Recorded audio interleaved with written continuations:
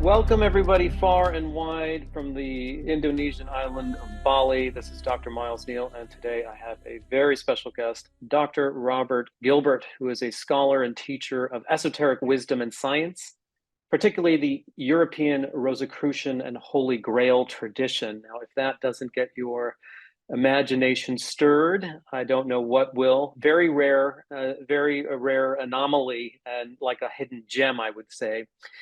Dr. Gilbert is also an expert trainer in sacred geometry and energetic practices for the subtle body. So I'm sure we will cross our metaphysical maps between East and West. That's at least my hope. And he is also the founder of Vesica Institute, where he is, in my estimation, reviving the traditions and initiations of the ancient mystery schools of antiquity with a worldwide audience, something that I hope emerges far and wide at this time of sea change in the epoch. I think this is going to sort of be a sign of things to come. More of the population looking to get stuck into some more serious study and esoteric wisdom as we try to evolve our consciousness on the planet. So Dr. Gilbert's work is leading that vanguard, and I'm very, very grateful to have his time here today to discuss his work and the intersection of my work and where we're heading as a species on the planet. So thank you so much, Robert. Thanks so much for having me. I'm happy to be here with you. I usually start the podcast with a short quote, very pithy, maybe slightly deceptively simple, but I'm sure with the magnitude of the breadth and depth of your knowledge, you can take it in so many different ways. The quote is, "In order to go forward, sometimes we have to go back." Any thoughts on that? Absolutely. It's very similar to a saying in the European Rosicrucian tradition, which is, "In the beginning was the memory." Now, what this means on a practical level is as a person's beginning to wake up and to become spiritually aware in a particular lifetime, one of the first things that has to happen is to remember, who am I? Why am I here? What did I incarnate to do in the present incarnation? And so we have to look back to get a sense of what's happening in this physical world that we incarnate into. And also, who am I? Why am I here? What is this all about? So I'm a very big believer in that principle because I don't believe that the higher levels of spiritual development are even possible without looking back into an understanding of who we are, our own karmic biography, in a sense, to get a sense of where we're going to, how has the past been a prologue to the future, and that's on a macrocosmic scale, the same issue we have with what's happening on the entire planet. We have to understand some sense of the patterns in the past that have gotten us here to know how we're going to steer things to go, hopefully, in an increasingly beneficial direction in the future. Yeah, I think that's a great that's perfectly put and a great segue, particularly to separate the microcosm of the individual soul pattern, karmic trajectory, and then to put that in light as a mirror to the cosmic one or the macrocosmic, where our evolution as a species is, where culture is developing, the epoch of, let's say, a zodiac or an archetypal, civilization. And so that would lead me to my next sort of invitation for you. If, in the broadest picture possible, can be from the Rosicrucian mentality, philosophy, but could be others because you're so well read and represent a number of esoteric traditions.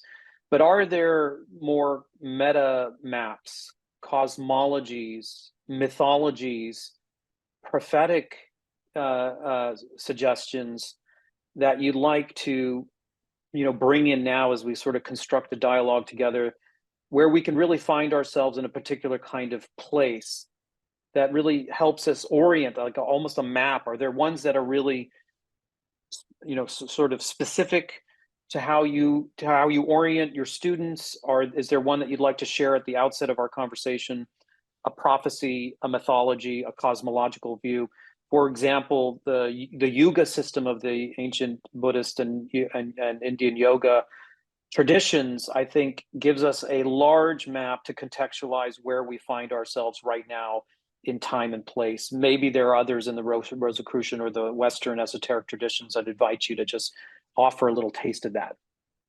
Thank you. So, speaking of the four yugas, one of the very interesting overlaps between different traditions is that many traditions from the Himalayas see the Kali Yuga, the Dark Age, as something that's going to last for a lengthy span of time ahead of us. So we're fairly deep in the process. But it's interesting to see that in the work of Rudolf Steiner, who's perhaps the most advanced Rosicrucian initiate ever to make himself public, and in the work coming from the Babaji lineage of the Himalayas, as expressed by Babaji's student, Sri Yukteswar, in his book, The Holy Science. They both describe the Rosicrucian tradition with Steiner, the Kriya Yoga tradition with Sri Yukteswar. They both describe the end of the Kali Yuga happening in 1899. And so that's, I think, a very interesting perspective. One aspect of this is that the end of a great age is not something that just ends like a snap of the fingers and now everything's completely healed and better and fantastic. There's always a transition period that's very challenging, and sometimes it's darkest before the dawn. There can be tremendous challenges happening during this transition period. So if we look at this historically, we can see that amazing things did happen around the year 1899. One aspect of this is that for the first time in human history, we had the growth of a mass movement in spirituality around the world, really being based to begin with the Theosophical Society and its branches around the world, in which they created places that people could come together to share spiritual knowledge, spiritual wisdom from multiple traditions in a free way that wasn't like, well, you're part of this one tradition and you'll be a part of this for the rest of your life, and this is what we believe, and we don't listen to anybody else. It was really a place to start sharing knowledge that led to what we think of as the New Age movement today. So that was a major movement in human history. To have what we have today with so many millions of people around the world are not a part of one strict spiritual tradition. They're really on a path of what Rudolf Steiner would call independent initiation. They're getting knowledge from multiple sources, like the old ideal of the Hermetic tradition. So we can be open to knowledge from all kinds of different sources. And so around 1899, we see that happening.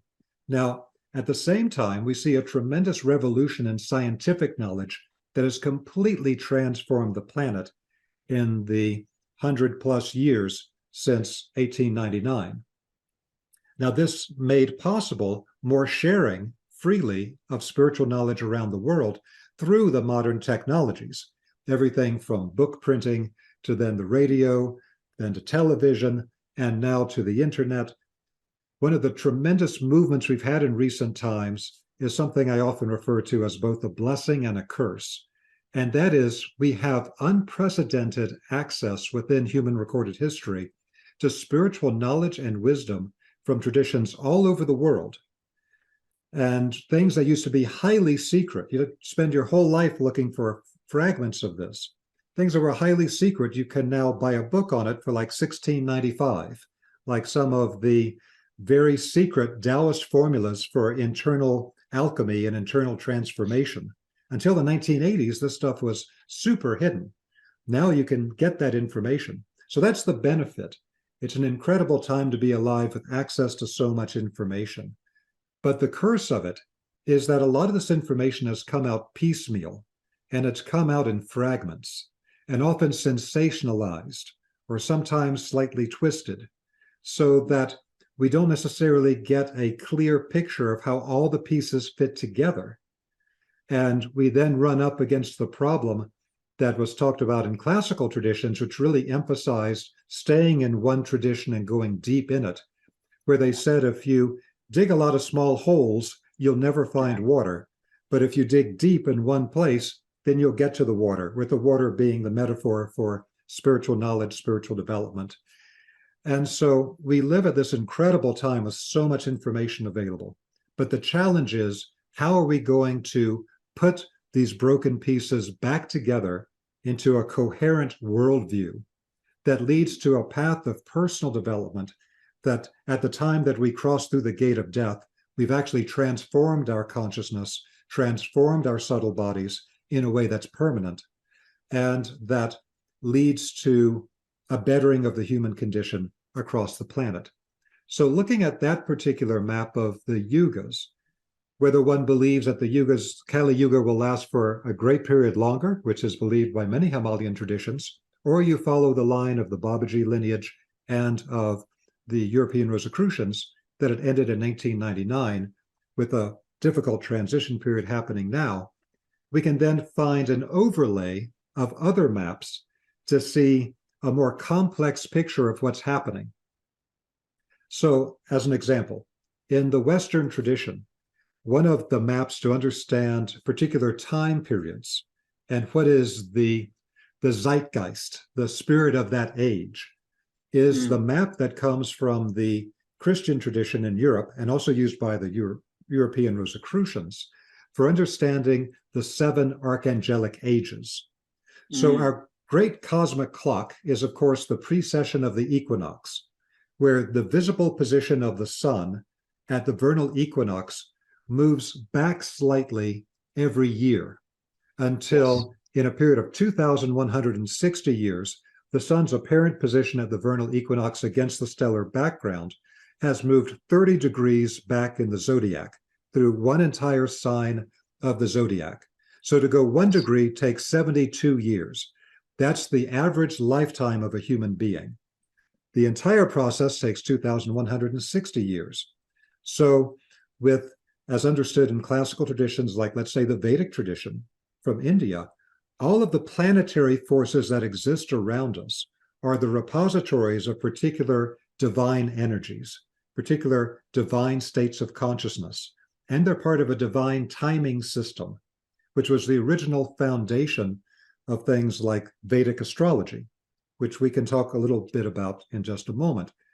But with the understanding of this, if it takes 2,160 years for the sun's position in the great cosmic clock to go through one of the 12-fold divisions of the zodiac, and we divide that amongst the 7 archangels, each of which rules over a particular planetary force, then that gives us a little over 300 years for every one of these archangelic rulerships. And when we overlay that map on top of this Yuga map, as seen by Babaji lineage, European Rosicrucians, then the most recent shift happened in the year 1879. 1879 was the beginning of the 300-plus year rulership of what's considered to be the highest of all the archangels in the Western tradition. So that's Judaism, Christianity, and Islam. And so the being of Archangel Michael is the being that becomes dominant here, and he's the archangel of the sun. So it's all the powers of the sun coming forward. Now we can see that from 1879 overlapping that 1899 end of the Kali Yuga Dark Age. So the interesting part of this is that, again, the forces coming from the end of the Dark Age into an age of light have led to a tremendous release of spiritual knowledge, even though it is in a very fragmented and not completely coherent form at the moment. But another aspect of this is if we look at, okay, if we're in a period of this solar power, the sun is the source of light. So if we're going to transition from this dark age, having this archangelic age of light is certainly a good thing. It's time of the sun. That there's another aspect to it as well, and that is the specific qualities that are associated with Archangel Michael in the Western tradition are things like the aspect of Michael where he is the regent of the cosmic intelligence. So what they mean when they say that in the Western tradition, Michael is the regent of the cosmic intelligence, is that long ago, the primeval gnosis, the original knowledge coming from the divine, broke up and split amongst the different traditions of the world. So in one particular place, they received certain aspects of spiritual knowledge and wisdom. Other aspects went to another tradition. And of course, there were some universal teachings that went to everybody, things that were so fundamental that you couldn't do without it. But you then had some aspects of specialization. So if you look at things like, let's say, the subtle body maps coming from Mm, India versus those in China, versus those in Greece, versus those in Egypt, etc., mm, you can see a particular emphasis on pieces of knowledge that were really cultivated in different traditions. And when you put those pieces of knowledge together, it often illuminates something much bigger, much more profound, when you can see it from these multiple perspectives. So, with Archangel Michael being the regent of the cosmic intelligence and him having the current rulership of the age that we live in right now, starting in mm, 1879, then this helps to explain what's happening with this growth of a free esotericism that I described a moment ago, really mm. cultivated by the Theosophical Society, which, not coincidentally, began its work around the world in the 1870s at the time of Archangel Michael becoming the zeitgeist, the spirit of the age. So, if we see it from that perspective, what I just mentioned about the blessing and the curse of the release of all of this spiritual information is Yes. deeply entwined with the current archangelic rulership. And so, what Archangel Michael tries to develop with this release of the information is to create a healing of the human understanding of who we are as spiritual beings in a physical body and the earth itself as a alchemical laboratory for beings to go through spiritual development processes through physical incarnation. And Mm, so the goal of this is to be able to create a new spiritual science, to create a universal spiritual science that brings in the knowledge that was broken up amongst all the different traditions into a coherent, unified system. And every human being is challenged to work with these pieces and create a system that works for their particular path of development. mm, So, if we see it from that perspective, we're moving into a very interesting time right now where we need to find the pieces that are directly relevant to us as individuals and to be able to create a coherent spiritual path out of that. If we're not going to follow a very set path from a specific tradition, which otherwise would lead us to our goal. yeah. But for a lot of people today, their soul is simply not in resonance with that. They're not ready to have a particular human being become their guru that gives them Yes. the answers to everything. They want to be able to figure it out for themselves.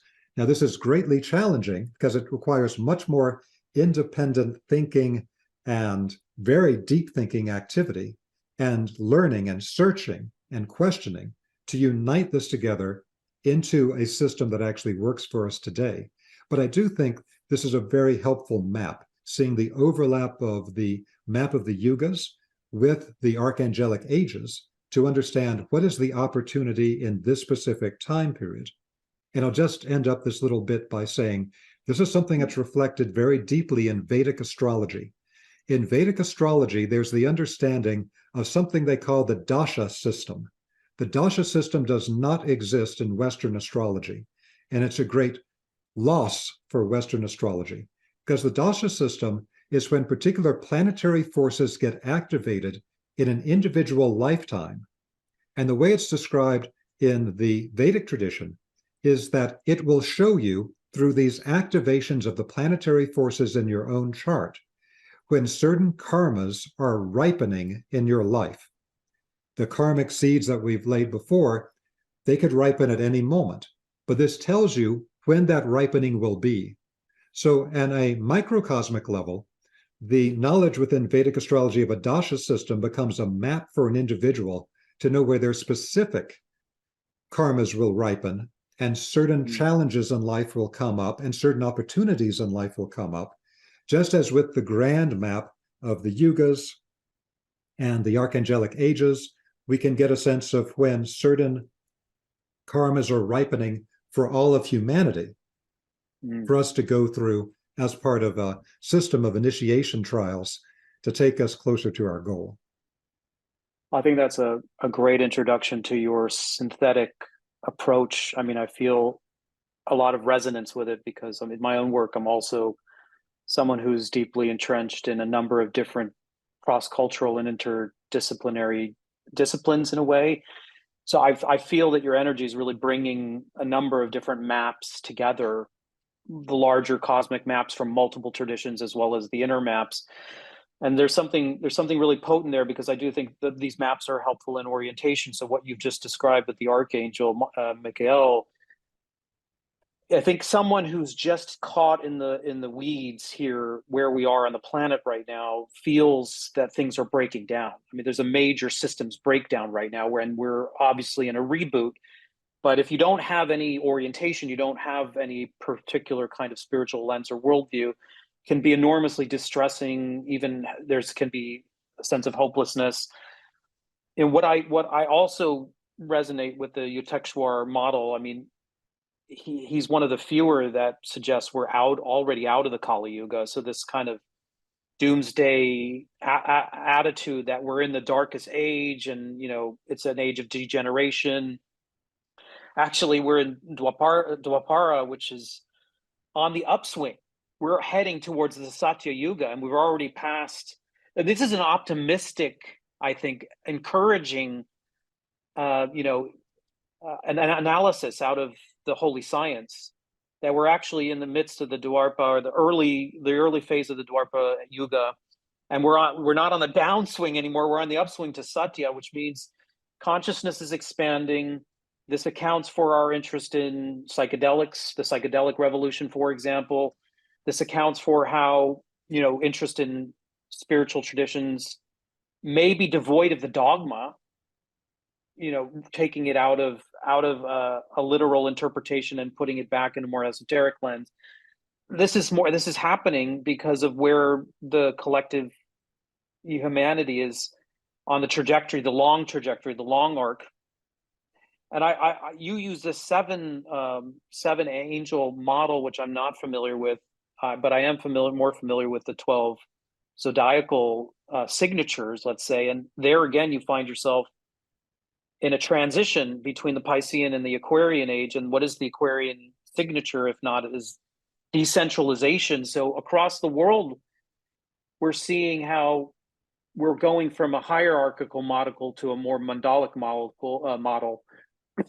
And if you get that, if you understand where we're heading, and you understand the signature, that it's the signature of the new age, you can be receptive to it rather than averse to it and holding on to the old age. So I think this kind of work that you're doing, it's preparing people. It's giving them a framework to understand what's actually happening around us as a necessary kind of civilizational death, so that there can be a rebirth.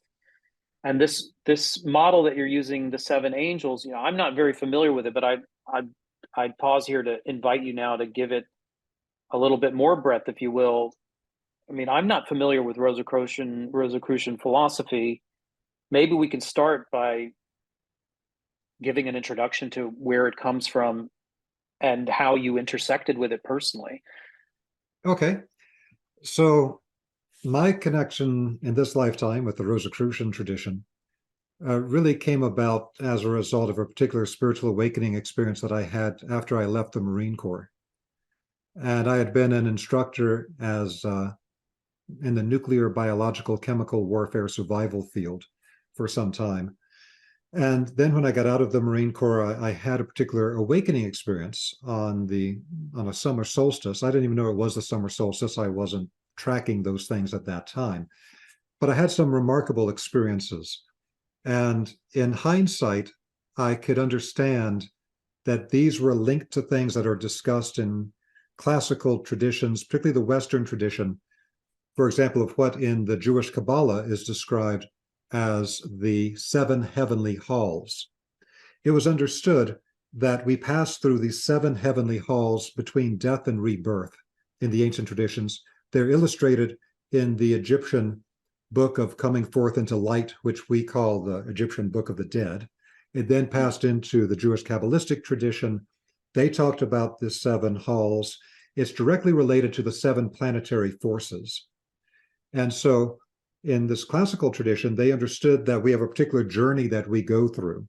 As we leave one lifetime, we learn the particular lessons and benefits from it, and then we come back into the next lifetime. We pass through the seven halls, which is actually what one experiences at a higher spiritual level without the physical references for the spiritual beings and activities around each of the seven planetary forces. So I had particular experiences, particularly related to the sphere of the sun during my awakening experience, where I remembered certain things about passing through the sphere of the sun, which of course is related to Archangel Michael. So without going into too much detail about my own experience, I then came to a place where it's like, by that morning of that incredible experience, I was like, okay, my life has changed. I need to now figure out what just happened and get a frame of reference for this and how it's going to change my life moving forward. So I began to research a lot of different esoteric material from many different traditions, and I found a one-to-one match between what I had experienced and certain things described in some of the most advanced work of Rudolf Steiner, again, who is essentially the most advanced Rosicrucian teacher ever to make themselves public, because it's a great sacrifice for an advanced teacher of a tradition to make themselves public, because it really changes their whole life from that point on. But I found that this was explaining exactly what I had experienced. It puts it into context. And so with that, I then went in with both feet into the European Rosicrucian tradition, which I was very resonant with and made immediate sense to me. Spent many years working my way through college while I was working on my PhD in studying this vast corpus of knowledge.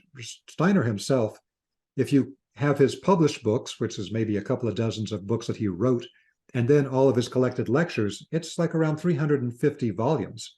It's massive. It's an encyclopedia of deep esoteric knowledge.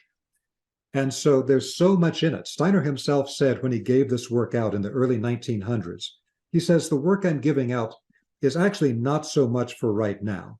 It's for the people coming at the turn of the century. At the turn of the century, the year 2000, that we're living in right now, that we're part of those people he was talking about would incarnate at this time. He said this would be one of the greatest mass incarnations of advanced initiates from multiple traditions at the same time that has ever occurred on the earth, because of what was happening with some of these time cycles and certain things that need to happen on the planet at this time. And so there's a huge amount of material then being given out by him in a very clear preparatory way for us right now, the people coming for this, in a way that's going to give us access to formerly hidden information. So that's how I got started with it. And then it's very synchronistic with what the Dalai Lama has recently said about the tantras, where these were very, very hidden, ear whispered, student disciple only revealed after a lot of intense preparation. And in the last 50 years, the lifetime of the Dalai Lama, those teachings have become public in such a radical way. Never before has that much esoteric knowledge been delivered.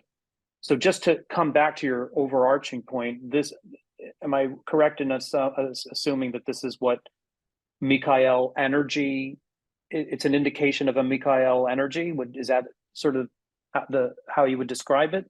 This sort of illumination, a period of vast illumination of sacred knowledge because of the necessity of the long cycle in which we find ourselves?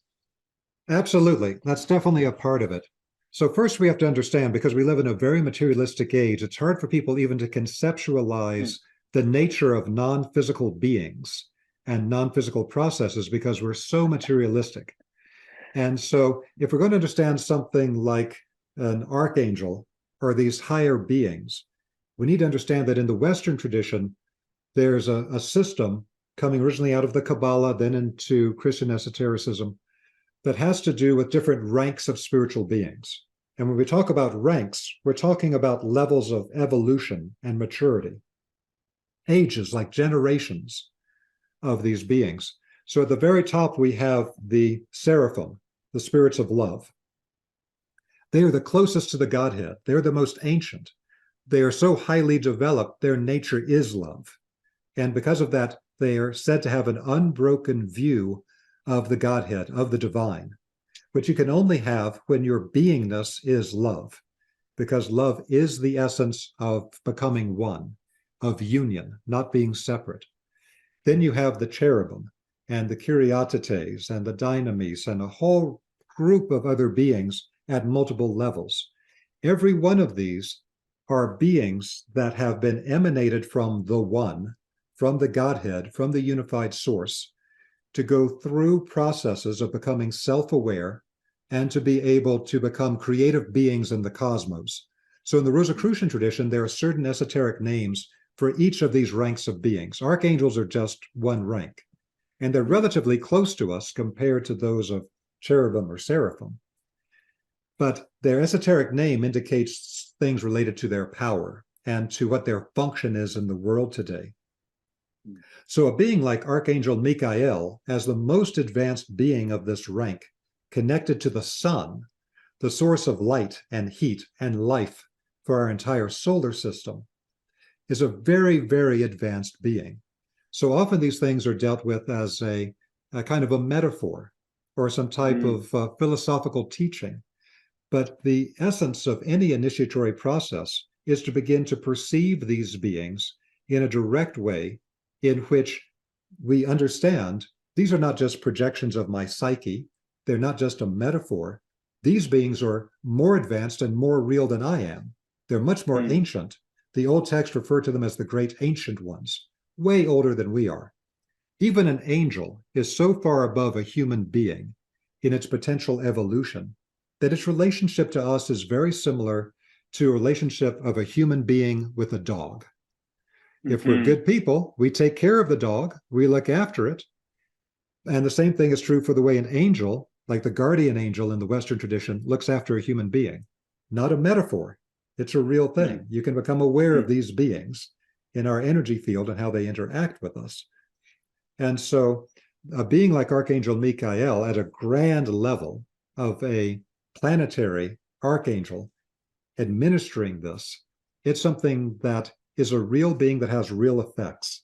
I often like to say that human beings today are like fish in the ocean that don't know that water exists. The water is the spiritual world. It's all around us at all times. Spiritual beings are swimming through our energy fields at all times, leaving traces of emotions and thoughts and impulses as they transit through our fields. But most people have no concept of this. And so we're really at a point today, as we take advantage of this opening of the Michaelic age, to create a universal spiritual science, freely taking the knowledge from multiple traditions. And we should take this as something intensely fun, pleasurable, and beneficial for ourselves. It's not like, oh, what a bunch of hard work. It's like, good God, what an incredible opportunity. For people that remember past lifetimes where we would suffer and struggle for tiny little bits of knowledge from one particular tradition, to have this smorgasbord available is sometimes rather overwhelming. Steiner himself, in the Rosicrucian tradition, would talk about the way that people who are coming to incarnate at this time, around the year 2000, around the turn of the century, he said that they were being prepared for this in the school of Michael. So as we passed through the seven heavenly halls between death and rebirth, as we passed through the Sun Hall, there was a kind of cosmic school that we went through with Archangel Michael. We received certain teachings. If we're not advanced enough to hold that teaching clearly in our conscious mind, what happens is that the teaching goes into our will, and it becomes a will impulse that drives us to find certain things, to do certain things, until we can remember, like we talked about in the beginning. Remember, who am I? Why am I here? What did I incarnate to do in this incarnation? Well, let me ask a couple questions because it's so rich. I mean, I live in Bali, right? And the Balinese, their ancient philosophy includes spiritual realms where there are entities and angelic beings, ethereal beings.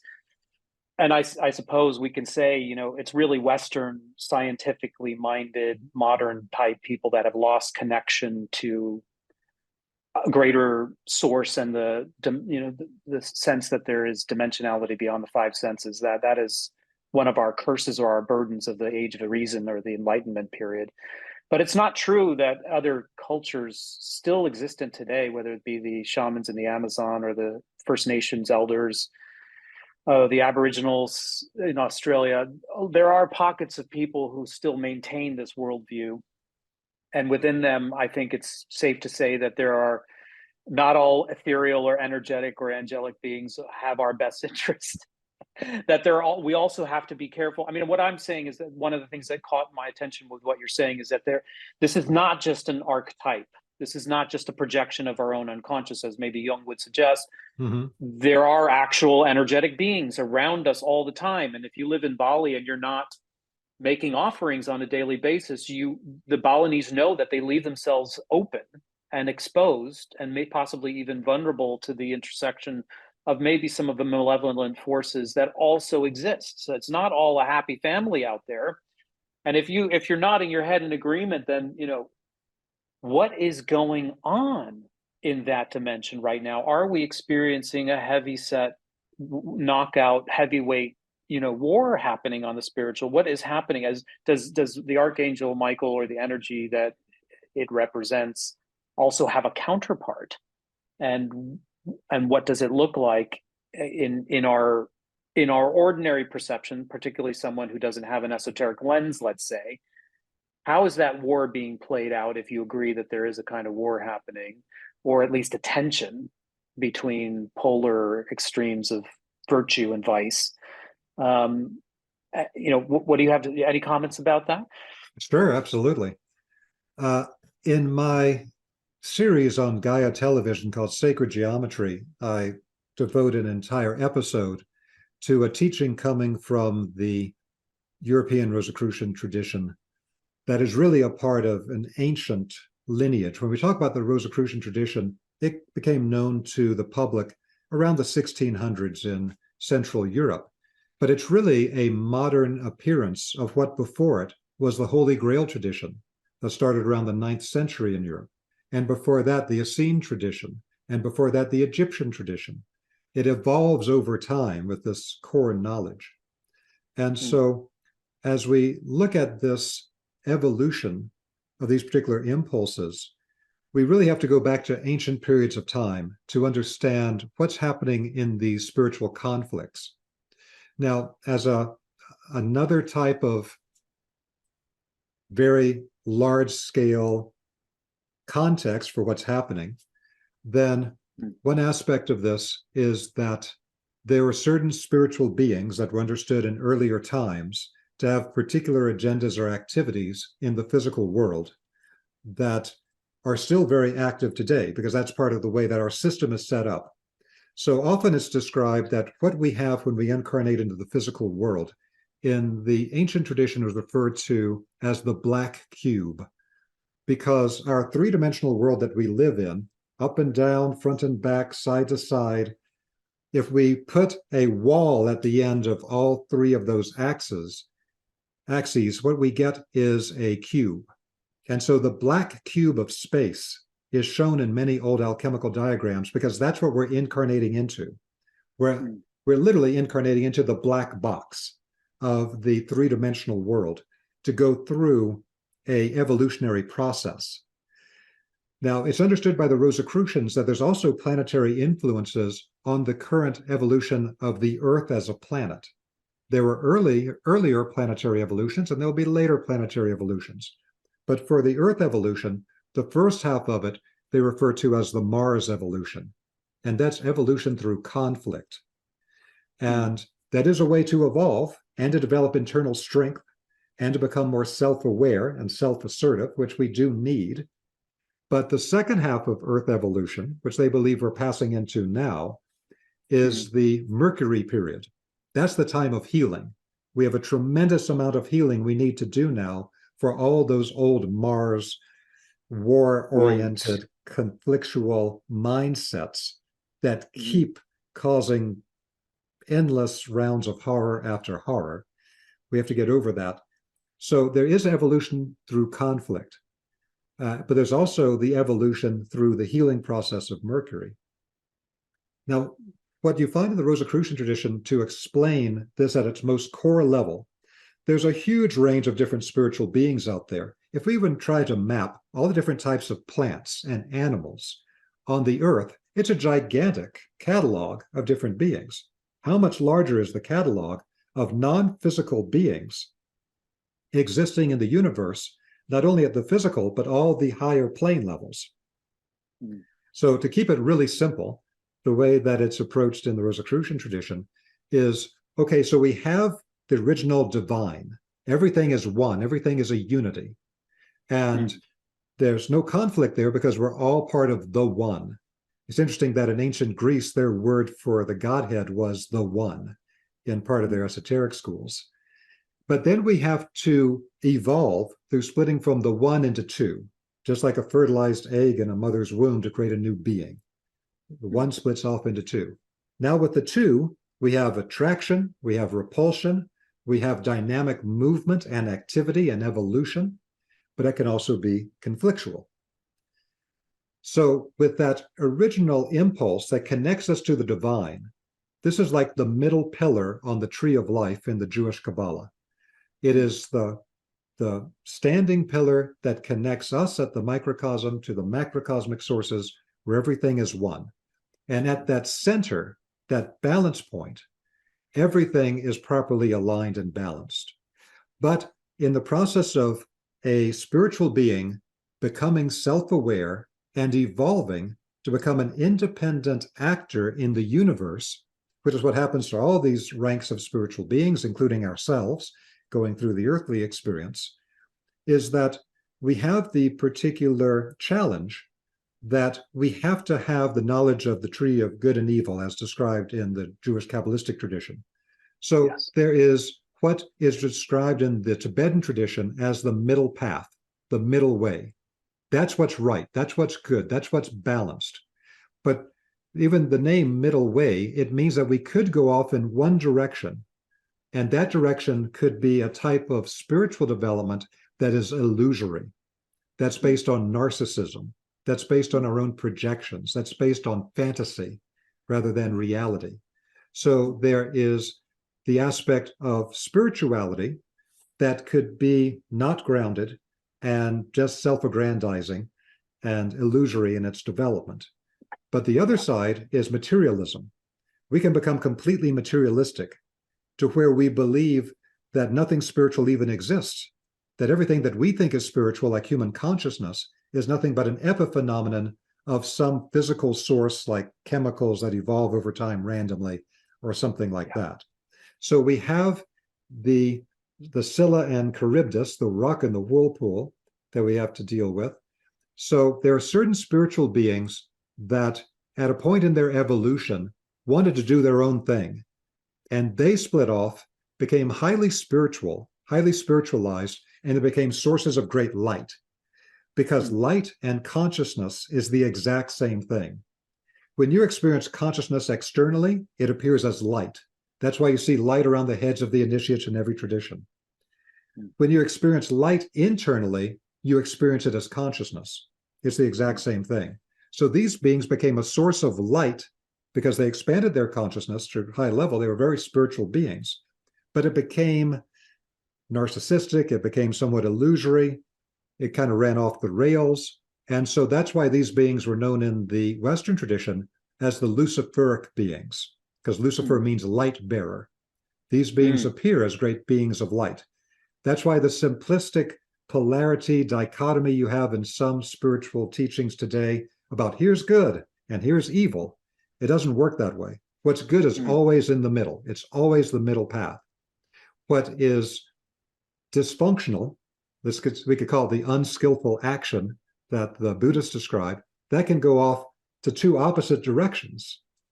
A type of unbalanced spirituality where you don't make proper use and appreciation for the material plane and physical material incarnation for how important Mm-hmm. that is in the whole process. Yes, we are spiritual beings, but there's a reason why we're put here. It's not just an illusion that we bounce out of and pretend it never happened.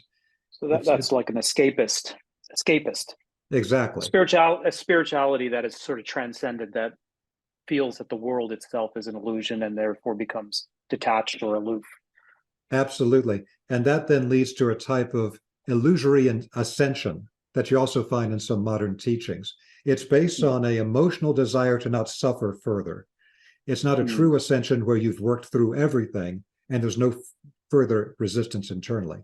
So, on the one side, you have the Luciferic beings, which chose the spiritual path, very independent, kind of an adolescent rebellion type of thing. And then on the other side, you had the beings that love matter. And they, in fact, are involved in taking the sacred geometry patterns from the Godhead and from higher spiritual beings and literally crystallizing it, building it to create a physical plane.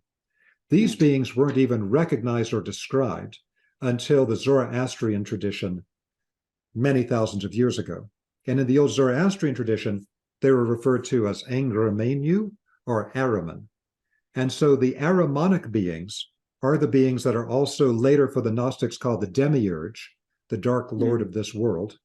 And in the Egyptian tradition, were referred to as Set.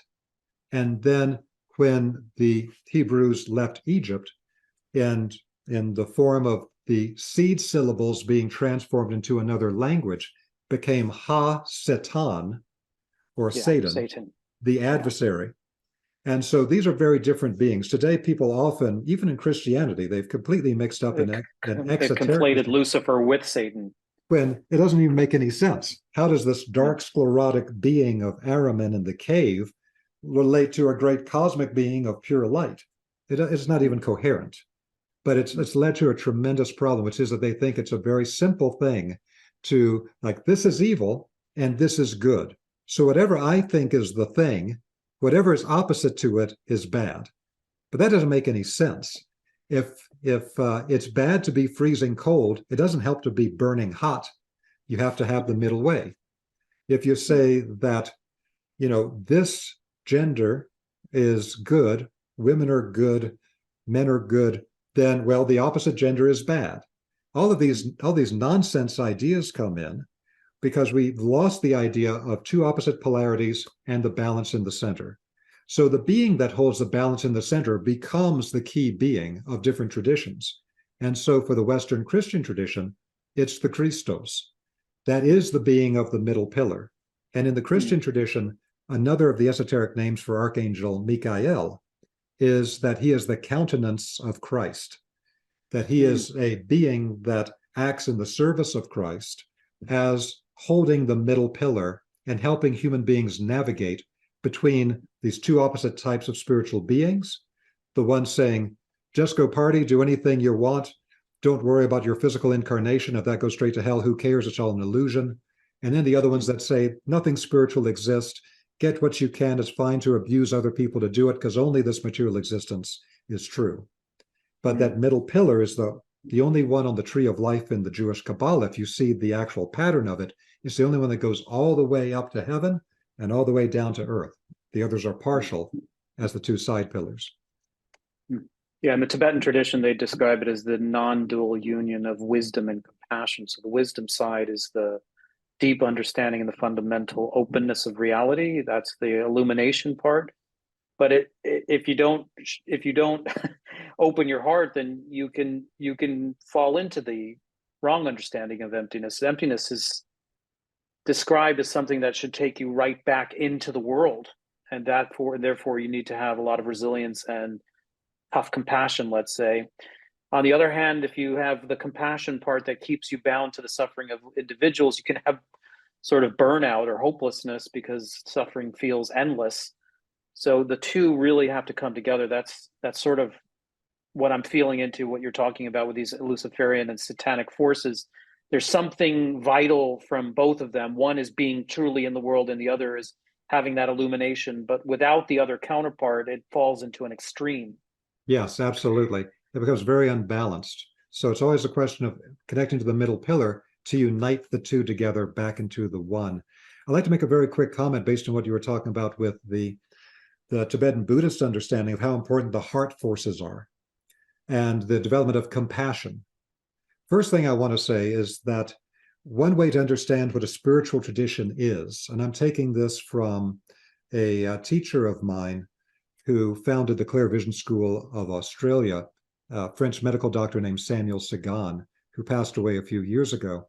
And he said a spiritual tradition is a particular group of non-physical spiritual beings and human initiates that are bringing a particular spiritual teaching to manifest on the earth, and also with a particular method of structuring the subtle bodies of their initiates so that they can grow in a particular Yes. way and take certain actions. So the Buddhist tradition and the Christian tradition are two separate traditions today at this level. But if you go up, not many levels at all, one or two levels, you'll find that the Christian and Buddhist traditions overlap tremendously. They almost become one tradition. That's something I could give a lot of examples on, but I'll just mention it in passing right now. I love this direction, Robert. I mean, this is the heart of where I feel my work is I feel like energetically where we are in the cosmos and its trajectory is asking us to become energetically informed. And that's why the tantras, from the Buddhist point of view, that's why the Dalai Lama Yes, is releasing them.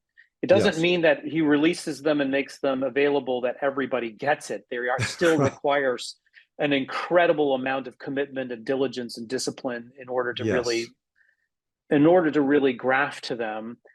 But just to say that this construction of this cosmology in which there are actual exterior beings in the Buddhist tradition, I mean, secular Buddhists, the mindfulness revolution, for example, they don't really want to talk about this, but from the Tibetan tradition, all of the great sages have been in direct dialogue with angels. I mean, you can't get around it. Nagarjuna, the great Atisha, they were in dialogue with Lama, with the Aryatara, with Prajnaparamita.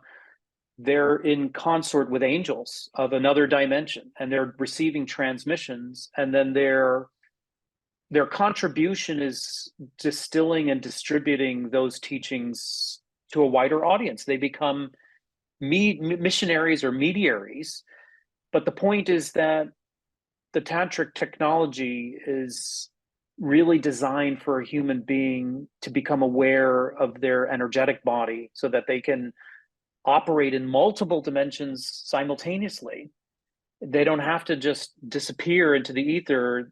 Actually, this body is a well-crafted mechanism, very well suited for this environment if it's understood for what it really is, fine-tuned and crafted. And so all of this is coming together now. I'm really excited. I want to turn it back over to you to take us deeper into the angels, into the work that you're doing with the energetic body and the sacred geometry and the sacred biology. Because if I'm not mistaken, your mission is really to create what would be called in antiquity the mystery schools, to revive them in a way as a preparatory training ground for people who are serious about really understanding who they are and maximizing this life opportunity to be an agent of change, and not just one that's falling into either of these binaries, but one that's really balanced on a soul level and manifesting in the world at the same time. So I feel there's a lot of synchronicity with what we're doing right now, and I'm Mhm. excited to let you take over again. Okay, great. Thank you. So when I created the Vesca Institute, it was definitely from an inspiration of what you're talking about. I think we go through a process as we really wake up of based on comparative advantage of the different things I could do to be of service to the world and to others. What is the most pressing need that I have the best comparative advantage to work in? So I could have done all kinds of things, but it just became apparent that working to create a universal spiritual science to clarify and simplify very deep and profound teachings from multiple directions and unify them together and make those available to people in a way that is completely non-dogmatic and is not a question of believing anything up front or subscribing to any dogma or to having to join any organization or give away any part of your freedom, that this needed to exist simply to save people time, to be able to not have to do what I've done and spending decades with tremendous amounts of time going into putting all these pieces together. But like, here's the simple upshot of all of these different things so that you can save those decades, because life is a limited time opportunity. It's going to be over before you know it. And you need to make progress on remembering who you are, remembering why you're here, and what you chose to do in this incarnation.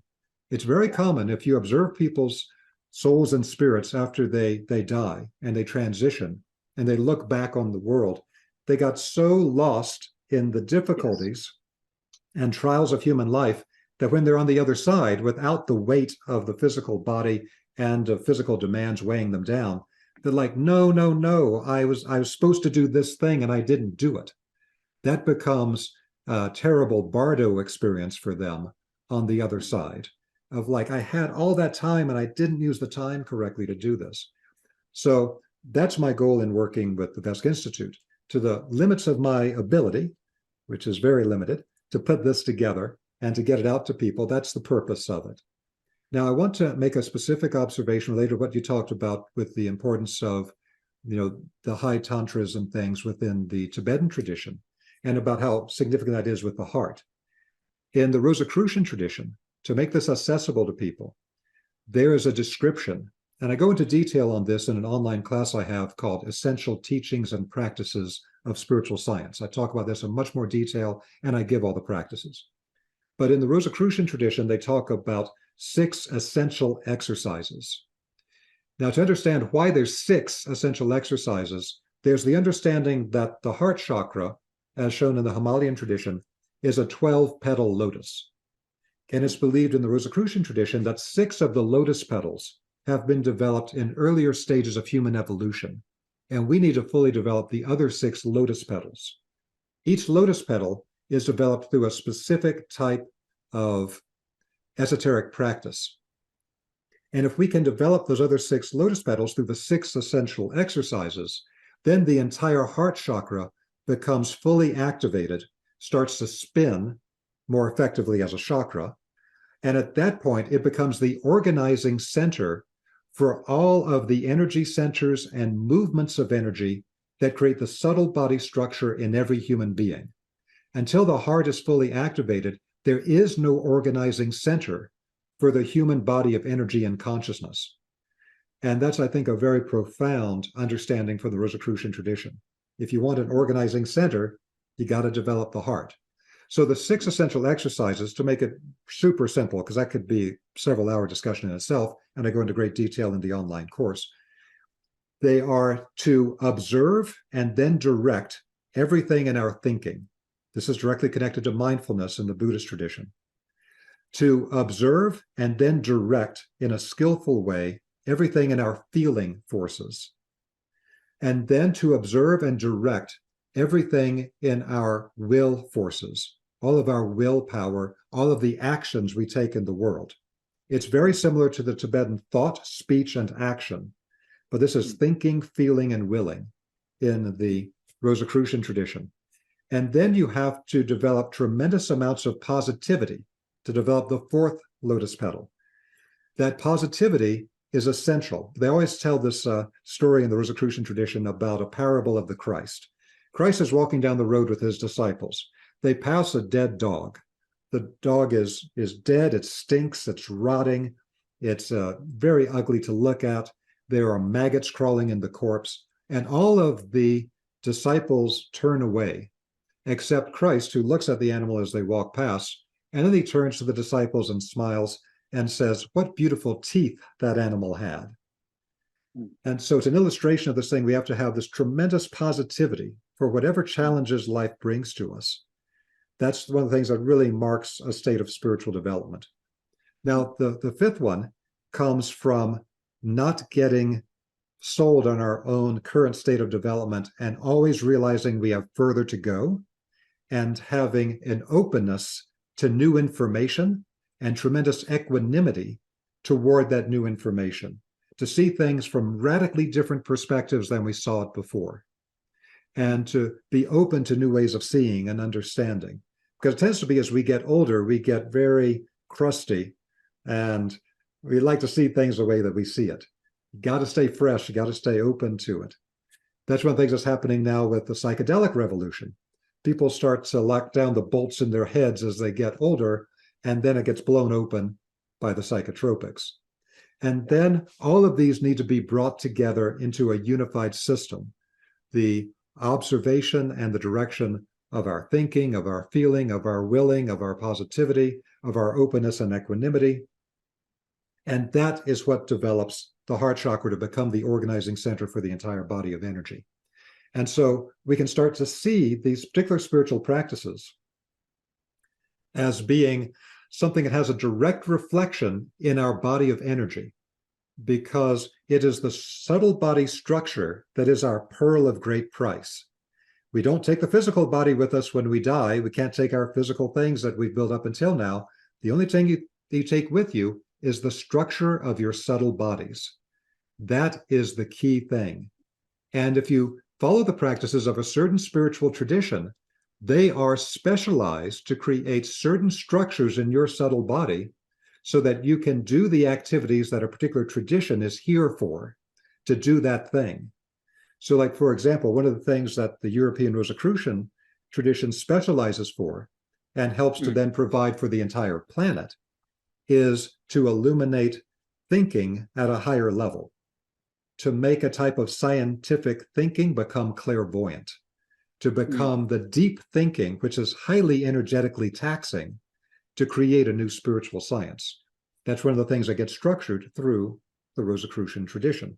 If you train in some other tradition, they may be structuring your subtle body for some other very important task in the greater scheme of things. But this is one of those million-dollar concepts that's been almost lost today. What we're doing every time that we use our mind, every time we use our feelings, every time we take an action, it's a cause set in motion. Not only does it generate karma, it also has the effect that it creates a structure in the subtle body. It will activate certain energy centers in your body, but may sedate other ones. It'll create links between certain energy centers in the body. That starts to create sacred geometric patterns in and around the human energy body. And so in every spiritual tradition, at the higher levels, the great initiates understand that you can understand who someone is by examining their subtle body structure. It is the formula of who that person is as a unique spiritual being and how far they've evolved and what they're still working on at this time.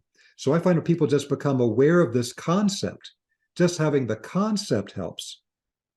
One thing I think is of tremendous value for everybody to realize is that spiritual beings are working with us at all times to give us inspirations, ideas. For people that haven't developed their consciousness enough to get that idea directly, it'll go into your will forces for you to take some action, to go to this place, to get this book, to talk to this person, something where they're trying to get you closer to realizing it. But it's all about being able to get that knowledge from these higher beings. And that's why in the Nepalese illustrations, they show the energy field above the human head. This is deeply tied into both the Tibetan and Indian traditions, what you find in Nepal, that you'll see the line of energy above the head, and they'll show specific energy centers as they go above and the geometric structure of those energy centers. Because this is what allows you to get what, again, taking a great term from Dr. Samuel Sagan of the Clear Vision School, he would call packed thought forms. Higher spiritual beings communicate with us through packed thought forms, a packet of information, which may have tones, it may have visuals, it may have all types of deep content. It's like a transmission in the Indian tradition that you get in a second. And if you try to explain it to somebody else, it could take you hours trying to unpack that transmission into one word after another. A download. But the download is instantaneous. So just having these concepts, tying that back in, just having these concepts is something that allows you to then get more specific information in the downloads from these beings. So, for example, in the Western tradition, if you don't know the difference between a physical body, an etheric life body, an astral body, and other higher bodies, there's not much that they can teach you about the subtle bodies. That's why in the Indian tradition, they have the knowledge of all the koshas. so that you know there's different subtle bodies. So when you connect to these higher beings, they can give you specific information you need at that time. Same thing in the Tibetan tradition, very specific terminology and concepts related to aspects of the subtle bodies. Because if we don't have that in our consciousness field, then there's nowhere for the more advanced knowledge from these beings to land. They can only Yeah. give us general information. Just like a person, if they're going to get, they can't get knowledge of calculus if they can't do simple arithmetic. So that's why getting certain spiritual concepts in our minds is not purely a mind game. It is actually setting a foundation to get more advanced Preparatory. information from these beings. Mm. Yeah. Preparation. I'm as I'm listening to you, I'm thinking, oh, we're going to run out of time soon, and I'm such enjoying it because you've opened up another door, and with such synchronicity between traditions. I mean, when you were describing the levels, and you were sort of motioning that at higher levels, the differences between these traditions start to break down a little bit. Did I get that correct? I mean, Yes, particularly you certain know, for traditions, they're very tightly connected. Mhm. like we don't know much about the Greek mysteries other than there may have been usage of psychedelics. Some argue that the gods in the Greek pantheon were known to be archetypal, not and projections of the mind. I'm not so sure that that's true, but I'm hearing from you that the Rosicrucian tradition comes out of Egyptian and Greek lineage, let's say. And as I've been thinking about my own work, bridging East and West too, I wonder sometimes where the traditions were intersecting. Sometimes I think somewhere in the Northeast India, Greeks and Indians were in the subcontinent were in dialogue, and that there's so much commonality between potential psychedelic usage and subtle body tantric work that even the words ambrosia and amrita, for example, are really symbols of something very similar. That there is an attempt in the human endeavor to realize oneself as being a soul or angel. Like that's common, whether it's Taoist alchemy, tantric Himalayan tantras, whatever they were doing in Greece, the alchemical traditions of the Renaissance. Now you're introducing me to the Rosicrucians. I think there's so much synergy here, and it brings me full circle to the conversation starter with the big picture of this being a time where we put aside a lot of the differences and minutia. I mean, I'm not a proponent of the new age. I think that a lot of people are getting lost by just dumping things lightweight into their shopping cart, and sort of everything is it's all good, and Mhm. everything is really the same. I mean, you've invested an enormous amount of energy and precious life work into really going into deep places and seeing syncretic overlaps. But I'm excited by it because from the big picture, people who are listening right now, I feel need an orientation. That they're not here to just ride the corporate ladder and take care of their families, although that is important, of course. But this idea that we are growing to the limits of our materialistic paradigm Mhm. and crossing a threshold to realize or reclaim things from our Eastern and Western traditions that were really vital to us. It's almost like coming full circle. So I just want to offer back, if there's a way to close up the loop, because I think we could talk endlessly about it. I'm really excited. I feel grateful to have met you. I feel particularly grateful for all the work that you've done to cobble this together into something coherent. I really respect the fact that it's open and non-institutionalized. I think that is a great service, honestly, because I think if you can preserve the spirit of the tradition without the dogma, you've made your life work meaningful. I mean, I really do. I think you've found that middle pillar by saying this is important to be a spiritual, to remember you're a spiritual being, but to remember the limits of being a card carrying spiritual being and exclusory. But I just, I want to convey my appreciation. And if there are ways that you like to a message that you want to give, a way that you want to close this, close the discussion or close the loop, please feel free, to end with an inspiring message for people, or to move it back into one person, that there's people out there that need that last little bit of message. I'll just turn it over to you to sort of convey what it is from your heart. Okay, thank you. Well, the thing that really I think is in my heart all the time in doing this work, and what I like to convey to people, is once again, we have a very limited time here in this physical incarnation. It's easy to get caught up in all the challenges that we have here. It's very easy to get caught up in distractions to deal with our particular types of suffering, to end up frittering away the time. But the time here is very precious, and we need to make a major part of our incarnation. In the beginning was the memory. So every person needs to be honest with themselves. How far have I gone on this path of remembering who am I, why am I here, and what did I choose to do in this incarnation? Because I guarantee you, when you pass through the gate of death, and on the other side, you remember all those things that you didn't spend enough time working to remember in your earthly incarnation, there is a suffering that is associated with it. There's not only the suffering that we have because we did not accomplish what we came here to do, because we got too lost. There is all of the suffering of the other people we were supposed to help, that we didn't help, that we didn't do the work we came here to do. Then it becomes an avalanche of all the unfulfilled karmic responsibilities that people haven't pulled off. So I don't want to say this to people as just like giving them a weight, like, oh, now I got a karmic responsibility I have to do. This is actually something to give you a going toward value, will be the most pleasurable thing of your life, the most important and pleasurable thing of my entire life, as far as being a spiritual being in the physical world and outside of some of my relationships with certain people that brought me wonderful gifts, was being able to remember enough of who I am and why I'm here to be able to, in whatever imperfect way, work toward that goal. It's something that it's like you were asleep your whole life, and then you wake up and remember who you are and why you're here.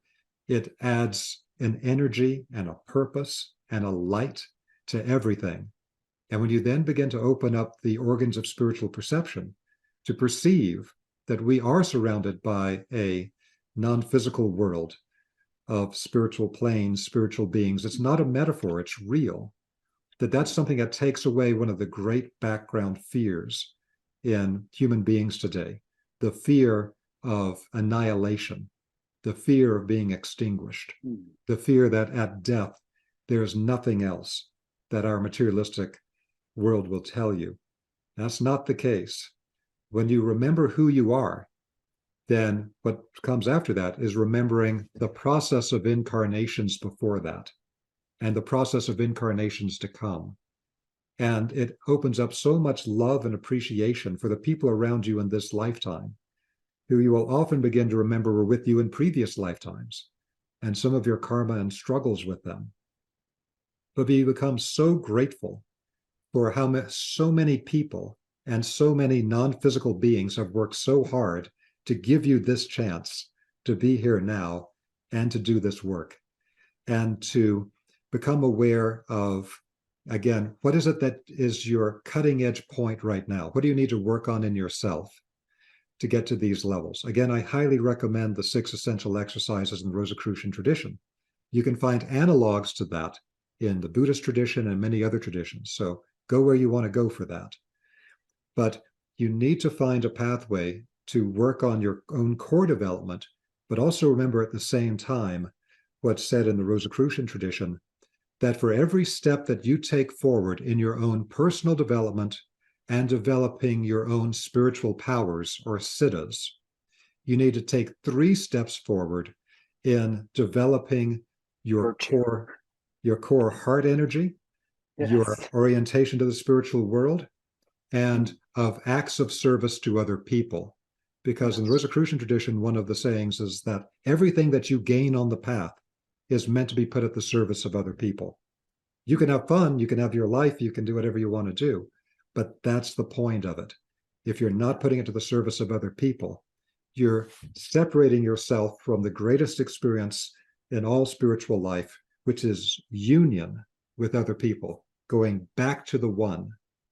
We Yes. can even perceive, when we perceive non-physical beings, that you may perceive a being that appears to be one great being, but then other smaller beings start separating out of that totality.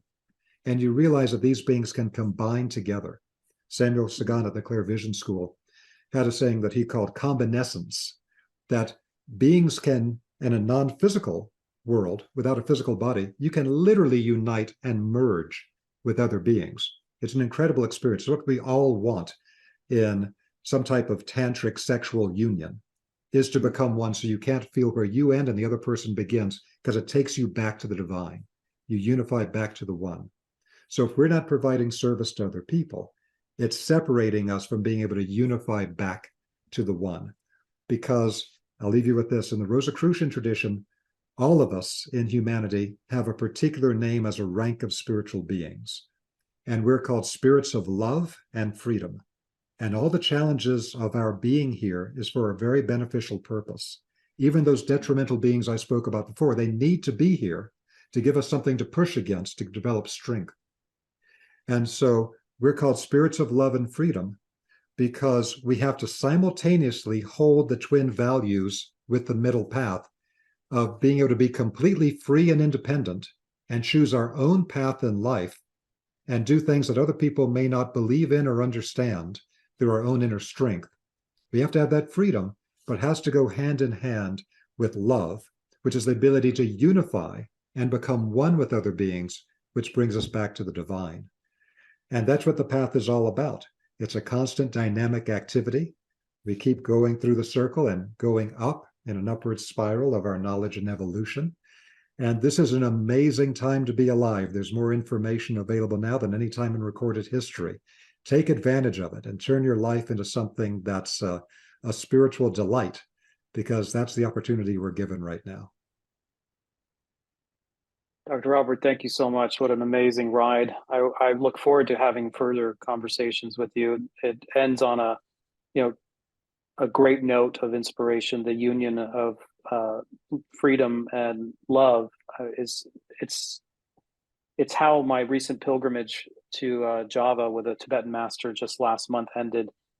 The pilgrimage theme came up synchronistically around what's called the union of Shiva and Buddha, which was in Indonesia centuries ago. There was a syncretic tradition of Tantra that was both uniting Shiva and Buddhism, which got lost but is only now being revived.